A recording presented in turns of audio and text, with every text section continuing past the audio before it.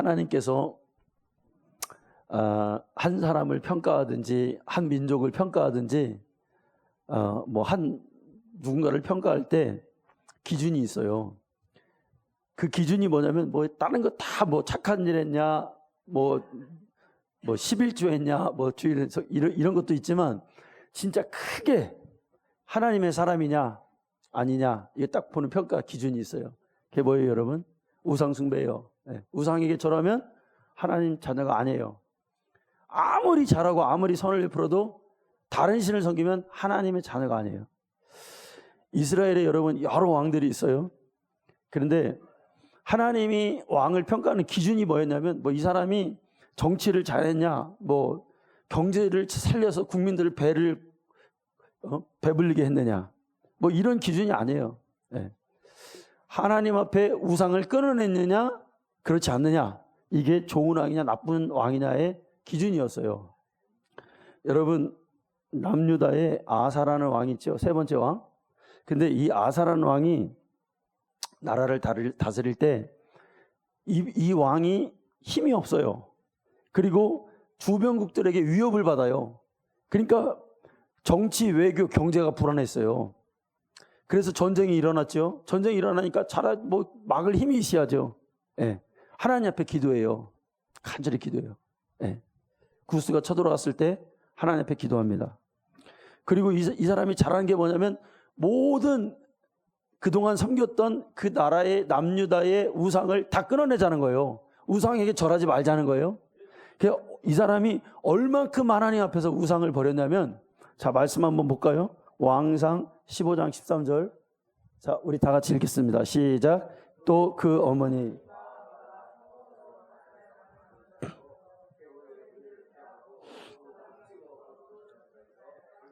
아멘. 예. 자, 엄마가 이제 다 했는데 자기 어머니가 태우잖아요. 어머니가 몰래 우상 숭배를 하는 거예요. 어머니가 왕이 명령했는데, 그러니까 왕이 어머니가 태운데 과감하게 엄마를 어머니의 그 자리를 끊어버리는 거예요. 그 어머니의 자리를 태우를 패버리는 거예요. 이제 우리 어머니지만 당신은 왕의 어머니가 아닙니다. 평민으로 사세요. 왜? 뭐해서요, 여러분? 우상 숭배해서. 이러니까 여러분, 하나님이 이 왕을 어떻게 보는 거예요? 훌륭하다는 거예요. 바르다는 거예요. 됐다는 거예요. 아멘? 여러분, 그럴 자신 있어요? 인정, 하나님 앞에서의 하나님을 섬기는 건 인정, 이런 걸 초월하는 거죠. 예. 여러분, 우상 숭배하지 않으려면요, 하나님 앞에서 내가 생명 내놓고 하나님을 섬기겠다 딱 결단이 있어야 할 때 우상 숭배를 안 하게 돼요. 내가 하나님 뜻대로 살겠다라고 마음 먹었을 때 제일 첫 번째 일선에서 하는 게 뭐냐면 주일 성수예요. 아멘. 그래서 그게 중요한 거예요. 네? 내가 하나님의 뜻대로 살겠다, 하나님의 자녀다, 다른 거 없어요, 여러분. 주일날 예배 드리는 거, 내 영혼이 살아났다, 이거예요. 우상 숭배와 하나님을 섬기는 최일선에 있는 게 주일 성수예요. 네. 우리 장로님 아까 기도하시는데 꽃감 빼먹듯이 그러는데 꽃감 빼먹는 게 얼마나 맛있는 줄 알아요, 여러분? 나도 몇 번 빼먹어봤어요, 옆집에 있는 거. 그러다 걸렸어, 아주. 추석에 온 나라가 고향에 가서 제사하고 묘지에 가서 우상을 숭배하죠. 보통 마음이 아니면 우리가 이거 구별하기 어렵습니다. 하나님의 자녀들이 집안이 다 우상 숭배예요. 그런데 여러분, 이렇게 하나님의 자녀가 우상 숭배하기 딱 좋게 명절이라는 미명하에 하는 거예요. 제 친구는 26살쯤에 전도를 받고, 제가 전도해서 이제 교회를 나가기 시작했는데, 얘가 은혜를 받았어요. 성령을 받으니까 이제 그 작은아버지 식구들이, 걔네는 그렇게 이제 모여요. 서울에 있는 작은아버지가 와가지고 이제 이렇게 제사 지내고 하는데, 얘가 갑자기 이제 절을 안 하니까 작은아버지가 딱 뭐라고 하냐면, 너 참 진짜 너 어지간히 해라. 이 얘한테 그러는 거예요. 그래서 절을 안 하죠. 왜? 뭐가 들어서 영적 지식이 딱 들어갔다는 거예요. 여러분, 이 마귀 새끼들이 얼마나 좋아하겠어요. 하나님의 자녀가 하나님 앞에 절을 예배해야 되는데 안 하고 우상에게 절을 한다? 하나님은 한탄하시겠죠. 하나님이 이스라엘을 항상 복종기를 원합니다. 그런데 여러분, 인간의 복과 저주는 항상 자기 스스로가 무엇을 선택하느냐에 달려 있어요. 사실은 하나님 이렇게 하면 복을 받는다. 내가 이걸 순종해야 복을 받지요. 하나님을 잘 섬기면 복을 받는 거고, 우상에게 절을 하면 저주를 받는 거고, 오늘 이 말씀이 오늘날도 적용된다는 거예요. 네. 축복받으려면 하나님 한 분만 잘 섬기고 그의 계명을 따라 사는 것이 축복받는 거예요. 여러분, 우리 주위에도 정말로 우리 가정에서 절을 하거나 우상에게 절을 하거나 우리 집안이 무당을 섬기거나 아니면 절에 가서 석가에게 절을 하거나 신당을 이렇게 살면 여러분 그 집안은 4대 안에 가서 다 멸망하는 줄만 아세요. 네. 우상에게 절하면요 그 일대는 혹시 잘 될지 몰라. 무당은 그때에서는 무당질 해가지고 돈도 벌고 이럴지는 몰라. 그런데 그 밑으로 가면은 어떻게 미치거나 죽거나 병 걸리거나 이런 일이 일어나요. 하나님을 섬기는 4대의 사람들은 거의 다 보내 그 집이 다 윤택하게 돼요. 하나님 복을 주신단 말이에요. 이거 틀림없어요. 오늘 여러분 본문에도 이제 느부갓네살 왕이 금신상 큰 걸 만들어 가지고 60규빗이면 얼마냐면 30m예요. 30m. 거기다 절하라는 거예요. 그거를 법으로 그걸 제정했다는 거예요. 법으로.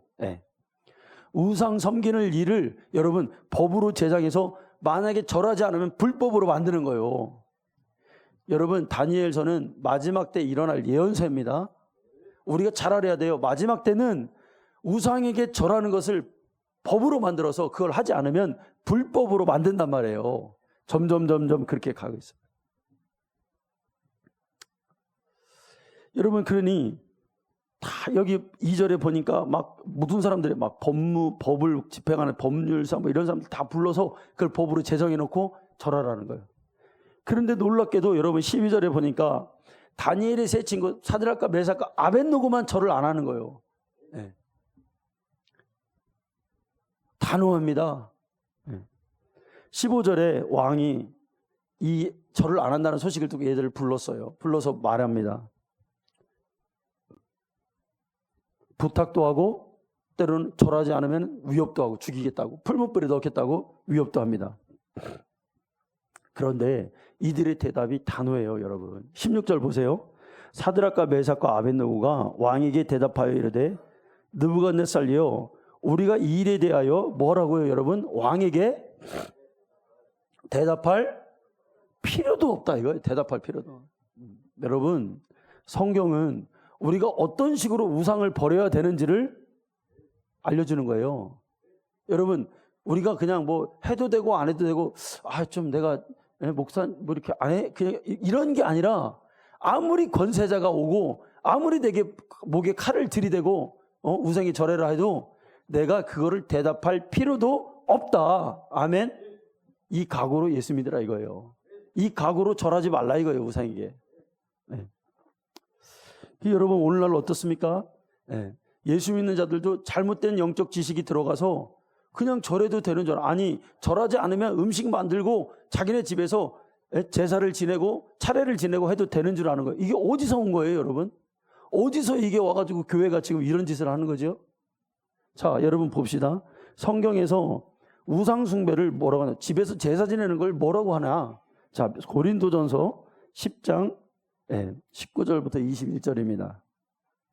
자 읽겠습니다. 시작. 그런즉 내가 무엇을 말하느냐 우상의 제물은 무엇이며 우상은 무엇이냐 무릇 이방인이 제사하는 것은 누구에게 하는 거예요? 귀신에게 하는 거예요. 하나님께 제사하는 것이 아니니 나는 너희가 귀신과 교제하는 자가 되기를 원하지 아니하노라. 너희가 주의 잔과 귀신의 잔을 겸하여 섬기지 못하고 주의 식탁과 귀신의 식탁을 겸하여 참여하지 못하느니라. 아멘. 여러분 자기네 집에서 제사를 드리는 건 누구에게 하는 거라고요? 귀신에게 하는 거. 성경이 분명히 말하잖아요. 근데 이것을 집에서 한다고요? 우리가 예수 믿지만 우상 숭배하는 것을 가볍게 여러분 여기면 안 됩니다. 귀신에게 하는 거예요. 조상에게 하는 게 아니라는 거예요. 우리 집에서 그러면 제사를 지내요. 그럼 우리 집에 누구를 불러드리는 거예요 지금? 귀신 불러요. 여러분 성경에서 귀신이 하는 짓이 뭐예요? 귀신이 성경에서 병을 고쳐주고 사람들을 행복하게 해주고 사람들의 마음을 평안하게 해주던가요? 아니죠. 귀 먹고 병 들고 눈 먹고 미치고 이거 다 누가 하는 거였어요? 귀신이 하는, 예수님이 말씀하셨잖아요. 그럼 우리 집에 제사 지내서 귀신을 불러오면 우리 집에 어떤 일이 벌어질까요? 그런 일들이 있을까요? 없을까요? 한번 생각해 보라 이거예요. 네. 원인이 뭐냐 이거예요. 원인이. 네.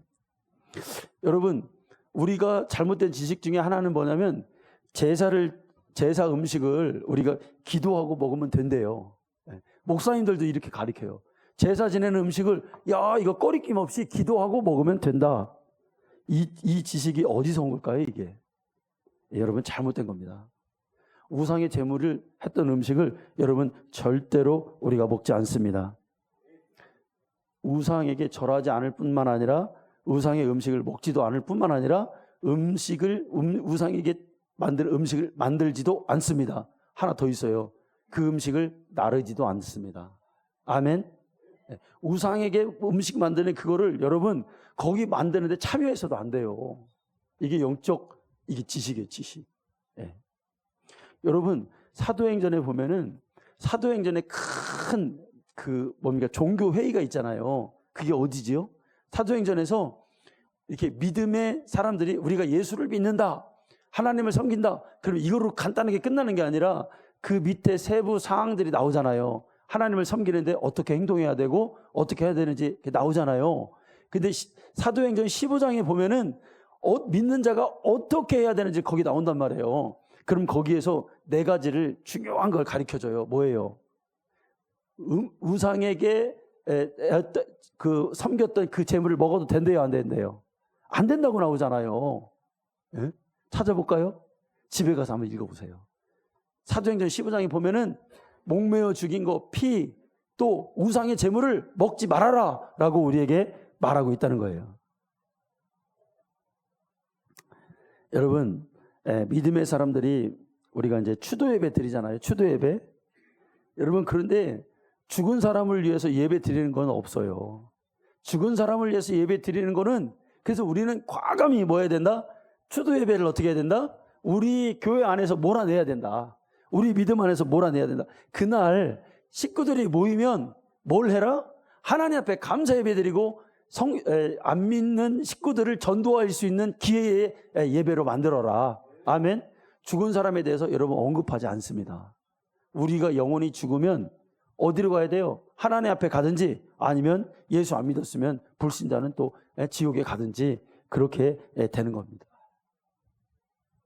여러분, 우리 교회가 장례 예배에 대해서 우리가 보통 이제 이렇게 드리잖아요. 입관 예배 드리고 하관 예배 드리고 발인 예배 드리잖아요. 이게 잘못된 거예요. 이게. 예. 발인, 하관, 입관 이런 건 없어요. 예. 죽은 사람한테 뭘 죽으러 옷 입는데 뭘 그 사람 옷 입는 걸 예배 드려요, 여러분. 그 사람이 뭘 무덤에 들어갔는데 예배 드려요, 여러분. 예. 다 여러분 그거 잘못된 겁니다. 예. 그 대신 여러분 어떤 예배를 드려야 하냐면 우리가 예배를 안 드리는 게 아니에요. 네.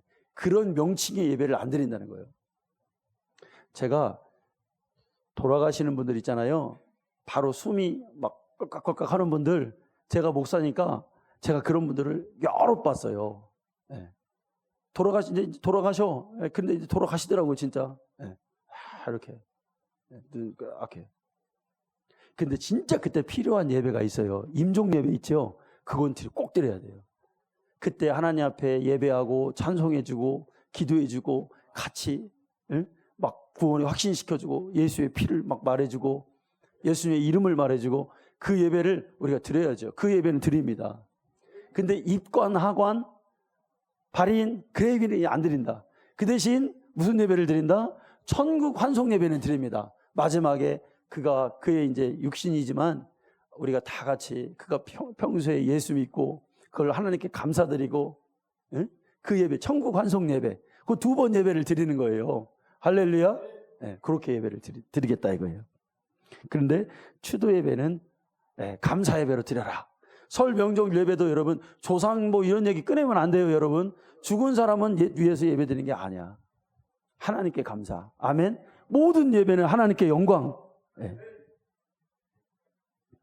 여러분, 우리의 믿음은 우리 집안에서 우상을 완전히 끊어냈을 때, 그때 비로소 우리가 하나님에 대한 믿음의 확신이 서요. 어디 우리 집안에 여러분 제사를 지내고, 어디 우리 집안에 귀신에게 그런 짓을 합니까? 오직 나와 우리 집안은 여호수아가 말했던 것처럼 나와 내 집은 누구만을 섬기겠다? 하나님만을 섬기겠다. 이 결단이 있어야 돼. 예배 때 이 결단을 하란 말이에요. 아멘. 네. 이스라엘이 하나님 버린 적이 없어요. 이스라엘은 하나님을 섬겨. 그런데 누구도 섬겨. 우상도 같이 섬기는 거예요. 네? 하나님을 섬긴다고 하면서 그런 짓을 하는 거예요. 그런 짓을 하는 거예요. 그러니까 복이 임하지 않는 거예요. 그들에게. 하나님이 그걸 철폐하라는 거예요. 철폐하라. 그리고 왕들이 그거를 철폐한 왕을 하나님이 귀한 왕이라고 말해주시는 거예요. 네. 여러분, 우리 믿음도 그래야 돼요. 혼합되면 안 됩니다. 혼합되면 안 돼요. 오직 하나님께 영광. 네.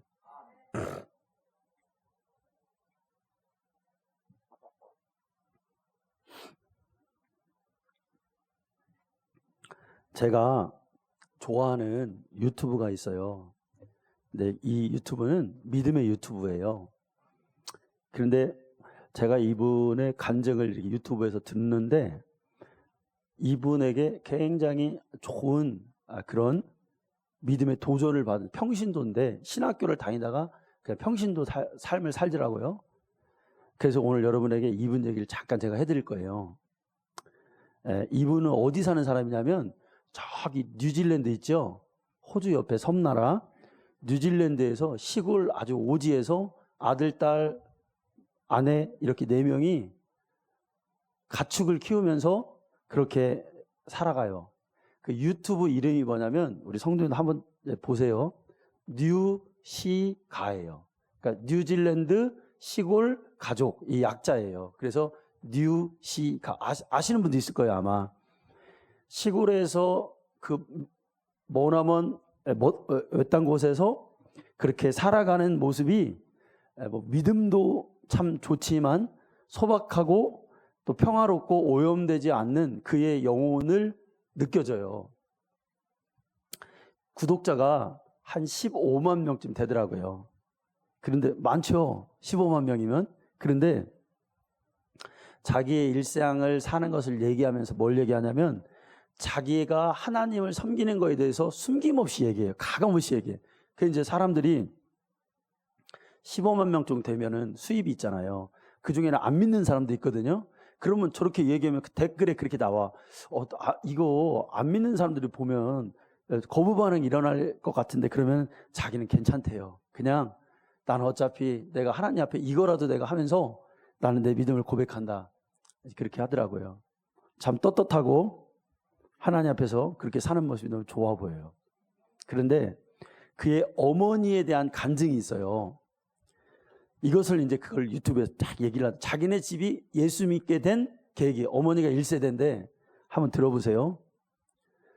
시댁과 남편의 사랑 속에서 인정받은 아들 둘을 기르며 행복하게 살아가던 어느 날, 우연히 이웃집에 사는 이에게 예수 믿으라는 전도를 받게 되었는데, 처음에 불교 가문의 장손부인 자신에게는 그 전도가 너무나 먼 소리로 들렸지만, 그렇다고 그들이 말하는 소리를 거부하지는 않았다고 합니다.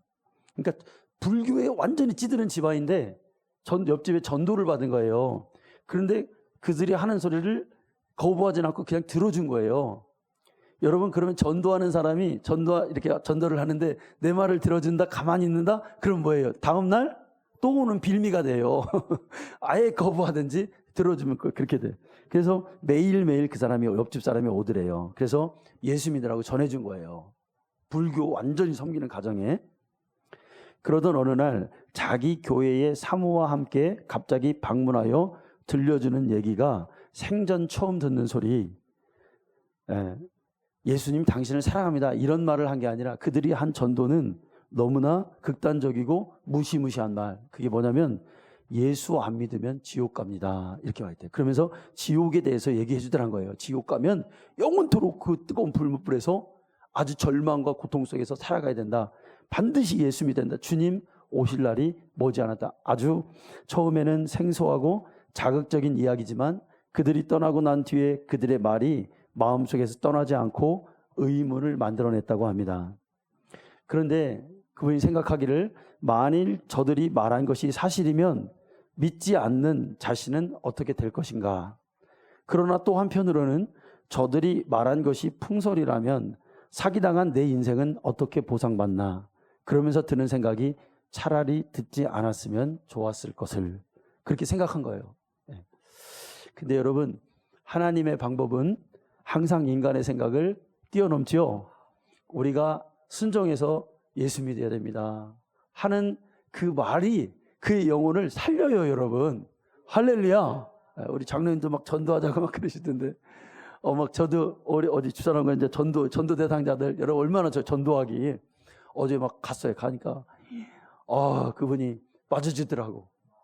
웃으면서 또 왔어요 그러더라고. 내가 맨날 오는 거 부담스럽지요? 그러니까 막 괜찮다고 하더라고. 그래서 제가 그랬어요. 손을 꼭 잡고 반드시 우리 교회 한번 와야 됩니다. 그러니까 가야지요 그러더라고. 주님의 말씀에 있는 권세로 얘기할 때 그가 순종하는 거예요. 아멘. 우리는 그냥 전하는 거예요. 그런데 그럴 때 여러분 내 영혼도 살아요. 예? 그 기쁨, 영적인 기쁨이 있잖아요. 복음을 항상 말해서 하나님 앞에 순종해서 복받는 우리 성도님들 되기를 원합니다.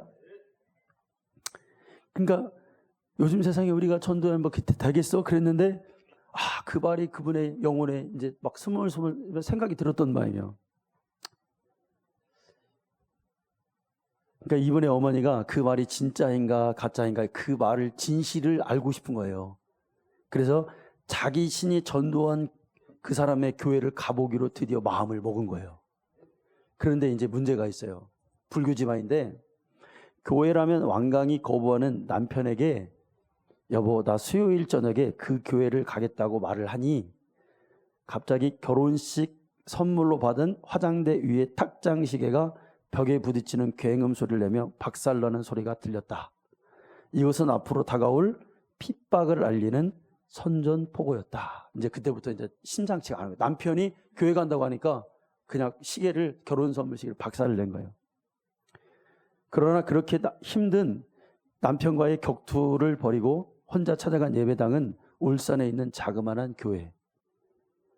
그래서 수요일 밤 자신은 남편과 싸우며 수요 예배에 참석했는데 남편과 싸운 보람도 없이 수요 예배는 그날 밤 자신에게 아무런 감동도 느낌도 없이 허탈하게 돌아왔다. 다시 일요일 저녁 남편과 다시 싸우며 참석했는데 그러나 역시 마음에 와닿는 것이 없었고 마지막 한 번 더 나가보려라 하고 수요일 저녁 예배에 이번에도 아무런 감동이 없으면 이제 교회 안 나간다고 마음먹고 마지막 수요 예배에 한 번 더 참석했다고 합니다. 그런데 그날 수요일 날 그 설교 예수님의 죽음에 관한 말씀이었는데 어린 시절 엄마를 따라 교회를 다니며 예수님이 인류를 위해 죽으셨다는 상식적인 지식은 가지고 있었지만 그날 밤 들은 예수님의 죽음은 인류를 위한 것이 아니라 나를 위해서 죽었다는 복음이었다. 이 들어온 거예요 이제. 네. 그리고 나를 위해 죽으신 그 사랑이 그 마음에 사로잡고 쏟아지는 눈물을 감당할 수 없었던 예수님을 인격적으로 만난 것이다. 네. 여러분 그런데 이분이 보통 분이 아니에요 여러분. 한 번 마음을 먹었으면 절대로 바뀌지 않는 성품을 가진 그의 어머니는 예수님을 만나고 지금까지의 자신의 삶의 방식을 싹 다 바꾸기 시작합니다. 화장을 하지 않으면 문 밖을 나가지 않았던 중독된 화장도 그 시간부터 말끔히 싹 다 지워버리고 장식했던 귀걸이, 목걸이, 손발에 발랐던 매니큐어도 싹 다 지워버리고 사치스러웠던 모습을 다 지웠다고 합니다. 네. 여러분 예수님 진짜 제대로 만나면요 쌩얼굴이에요 쌩얼굴. 더 이상 이거 화장도 잘 안 돼요 그냥. 참 이상하죠. 네. 그런 게 별로 중요하지 여기지. 뭐 그걸 해라 마라가 아니라 참 그런 게 별게 아니가 된다는 거죠. 그렇잖아요. 네. 뭐 그냥 이런 옷도 그냥 막 깨끗하게 입고 그냥 하는 거지 뭐 옷 사러 가고 이러고 싶지도 않잖아요 사실. 사치가 없어지죠. 그래서 우리 주님 만나면 돈도 막 아끼게 되고 막 그러는 거예요. 예. 사치를 안 하니까. 예. 뭐 술을 먹나 담배를 피나 뭐 어디 가가지고 뭘 하나. 예.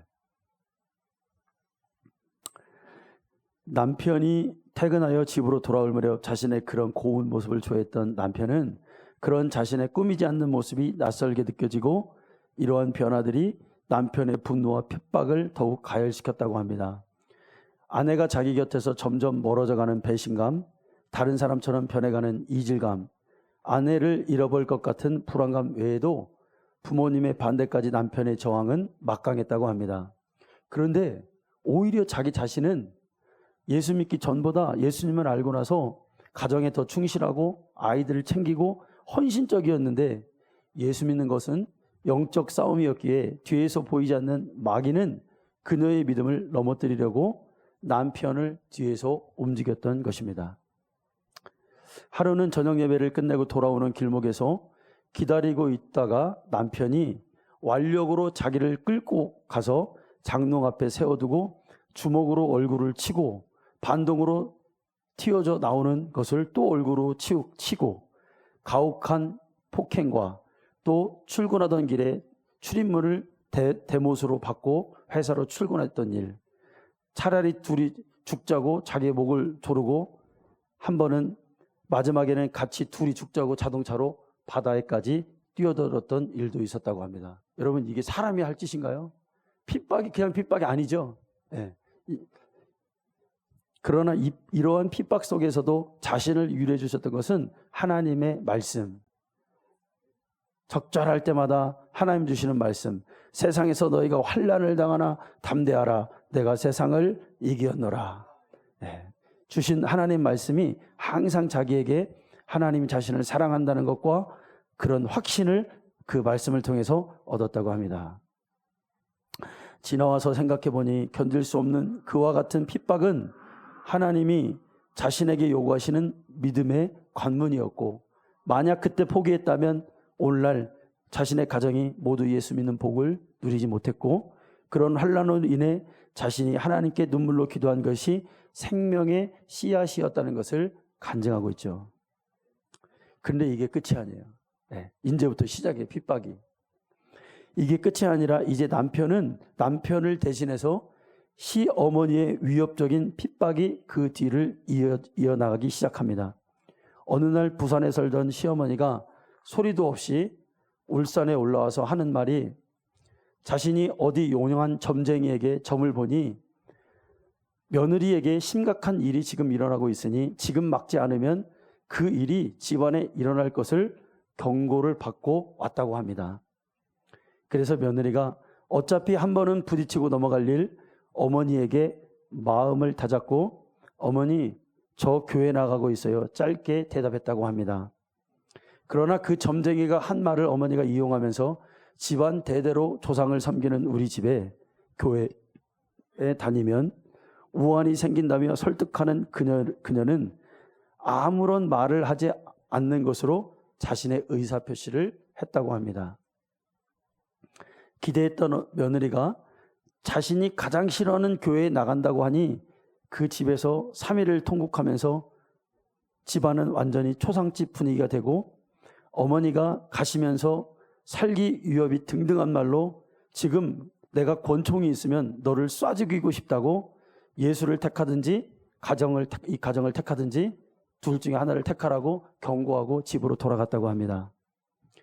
이제 그 후로 무서운 핍박이 이제 이 가정에 몰아닥치는데, 사람들 앞에서 교회를 다녀도 너 같은 년은 처음 본다, 너는 공상단보다도 더 지독한 년이다, 이번에 너를 정신병원에 집어넣어야 되겠다고 친척들과 함께 와서 정신병원에 입원시키려고까지 했다고 합니다.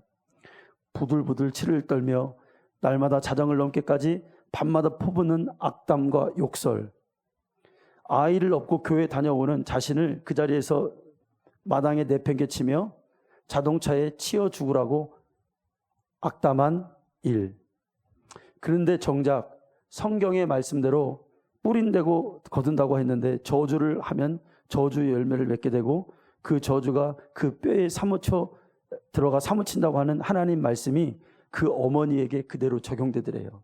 그래서 정작 그렇게 자동차에 쳐 죽으라고 한 그 악담이 자신에게 돌아가서 자신의 다리에 골수염이 와서 3년을 못 걷고 누워 있었다고 합니다. 그런데 또 본격적인 영적 핍박은 이제부터 시작인데, 한 번은 경북 상주가 고향인 교장 선생님이었던 시아버지가 자신의 집에 와서 자신 남편과 자신을 앉혀놓고 정중히 물었다고 합니다. 앞으로 조상님들 제사는 어떡할 거냐?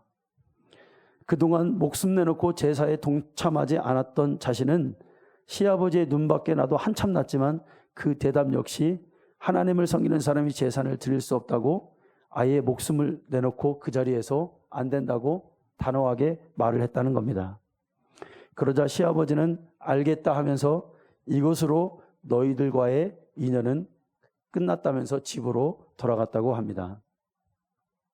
얼마 후 시아버지는 암 판정을 받고 병원에 입원하고, 시어머니는 시아버지를 살리려고 필사의 노력으로 좋은 약과 민간요법 그리고 용한 무당을 불러 구술하기 시작합니다. 그러던 중 병세가 점점 약화되어 갈 무렵 어머니가 은밀히 자신을 빈 병실로 부르더니 용한 점쟁이가 하는 말이, 장손이 예수를 믿어서 조상들이 노하여 아버지의 목을 잡고 죽이려고 하니 장손이 조상 앞에 제사 지내고 절을 하면 아버지가 살 수 있다라고 말을 했다고 합니다. 그래서 단 한 번만 며느리야 조상 앞에 절을 해달라고 어머니가 울며 며느리에게 간청을 하였습니다. 그러나 이는 이것이 자신의 믿음을 무너뜨리려는 사단의 계략임을 알고 자신의 몸을 부들부들 떨면서 그것만은 죽어도 안 된다고 그 자리에서 시어머니에게 거절을 합니다. 그 후로부터 가족들의 왕따와 시아버지의 간병도 고달픈데 마음에 힘든 나날을 보내며 시아버지를 간호합니다. 예수 믿기 전에는 그렇게 자신을 아껴주던 시부모님, 그렇게 좋아했던 시부모님이 서로 다른 이 영의 소속은 이렇게 두 사람을 원수로 갈라놓은 거예요. 여러분, 이게 바로 영과 육의 싸움인 거예요. 혈과 육신에 대한 것이 아니라 악한 영들의 싸움임을 우리가 분명히 알아야겠죠. 이것은 하나님이 그가 정말 끝까지 하나님을 믿음으로 신뢰하고 믿고 있는지 이거 보는 거잖아요. 얼마 후 시아버지가 죽고 자신은 하루아침에 시아버지를 죽게 한 불효한 며느리, 완전히 모든 것을 시아버지를 죽게 한 모든 그 이유를 자신에게 다 뒤집어 쓰고 모든 사람들의 장례식 때 자기에게 보내는 따가운 눈총.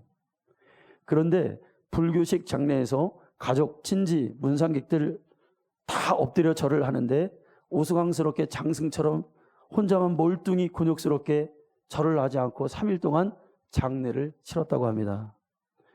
발인을 하던 어느 날 상여가 선상에 오를 때 맞상제의 절을 받아야 되겠다며 빗속에서 상여가 멈추기를 수차례, 윤리와 효행을 저버린 폐륜보다 못한 며느리라며 친척들이 꼿꼿이 서 있는 자신에게 와서 억지로 허리를 굽히게 하였지만 자신의 영혼을 악착같이 굴복시키는 사단의 전략에 굴복할 수 없었던 자신은 죽음은 죽으리라는 결연한 어떤 그런 장군처럼 그렇게 영적 싸움을 싸워서 결국 우상에게 절을 하지 않고 영적 싸움에서 승리하였다고 합니다.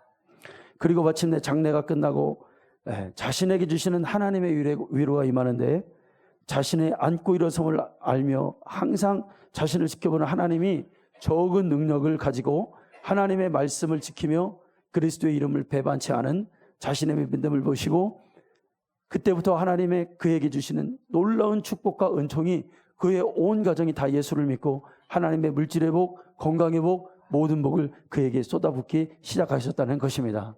그러니까 그의 간증이에요. 그의 가정은 그래서 그의 어머니의 믿음을 통해서 결국 승리해서 자신의 대까지, 자녀들 대까지 다 예수를 믿고 그렇게 오지에서 살지만 하나님을 예배하며 그렇게 하나님 앞에 신실하게 살아가는 그 모습이 뉴 씨가 그 평신도의 평범한 가정 가운데 그런 놀라운 영적인 간증이 있었다는 거예요. 여러분, 우리가 지금 예수 믿는 게 얼마나 여러분 편해요. 우리 예수 믿는다고 누가 나를 방해하는 사람 없잖아요, 여러분.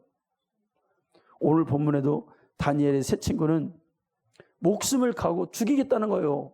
우상에게 절하지 않으면 살려주겠다는 거예요. 그런데 불못불에 들어가도 대답할 필요도 없이 우리는 예수님만 섬기는 거죠. 여러분, 이게 바로 신앙의 우리의 자세인 거죠. 성경은 우리에게 우상 숭배 안 하려면 이렇게 하지 않는 거, 우상 숭배하지 않는 이렇게 하는 거다라는 것을 우리에게 알려줍니다. 오늘 우리는 명절과 평상시에도 오직 하나님만 섬기는 우리 가정이 되기를 간절히 축복합니다. 하나님 감사합니다.